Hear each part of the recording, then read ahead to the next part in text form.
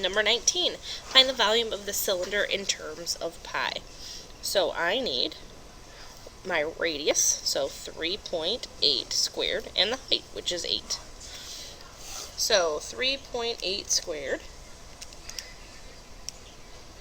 times 8 gives me 115.52. So 115.52 pi is B. Number 20, we want the volume of the cone. So we need 1/3. I always suggest putting it in parentheses, pi, radius squared, so my radius is 8, and my height is 17. So 1/3 pi 8 squared times 17 gives me 1139.4.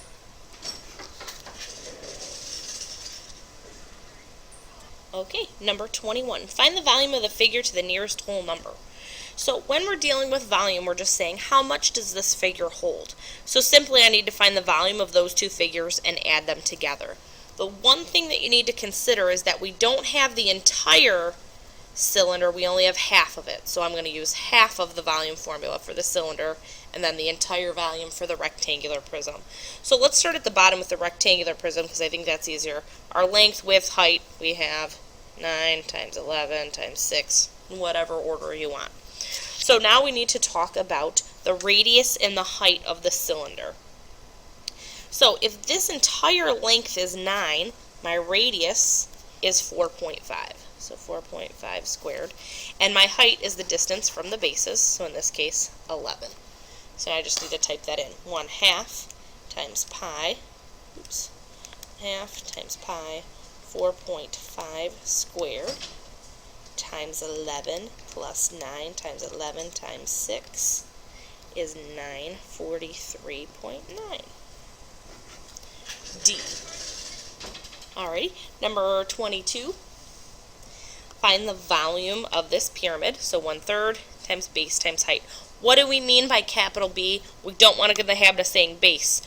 We're in a 3-dimensional part, so we're talking about the area of the base. So in this case, it's a square, so 10 times 10 is 100. And what is the height? H is the central height. So once again, I have to use Pythagorean theorem to find my H. So I don't know, half of 10, which is 5, and the slant height of 13. So I have 5 squared plus x squared equals 13 squared. So 13 squared minus 5 squared is 144. Take the square root, so x is 12. So my height is 12. Now I have everything that I need. 1/3, again, get in the habit of putting in a parentheses if you can. So 1/3 times 100 times 12 is 400.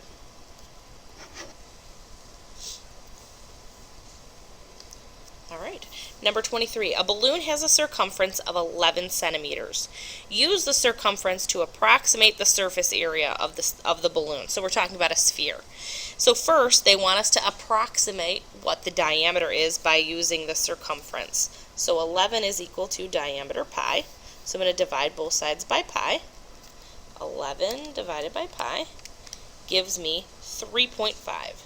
So my diameter is 3.5, which would make the radius half of that, or 1.75. So now I'm just going to use that information and plug it in here. So surface area is equal to 4, I could do 1.75 squared pi.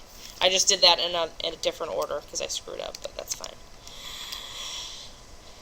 And that gives me 38.48, or C.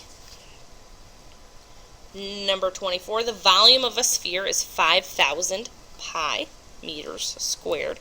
What is the surface area? So kind of the same thing. I'm going to use the first formula and get myself a radius, and then I'll plug that back in the other formula. So 5,000 pi is equal to 4/3 pi r cubed. So what do I need to do here? Obviously, I'm just going to divide by 4/3 pi.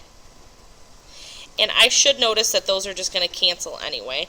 So 5,000 divided by 4/3 gives me 3750 is equal to r cubed. So I need to press the math button and get my cubed root, which is number 4. Set this here. So math, my cubed root, because it's not a square root, of 3750 gives me 15.5 as my radius. So radius is 15.5. The cubed root. So now I want to know the surface area. 4 pi, 15.5 squared.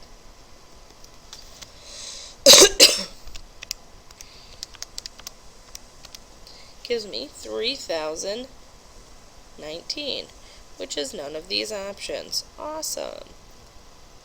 So we'll say this is the closest and move on.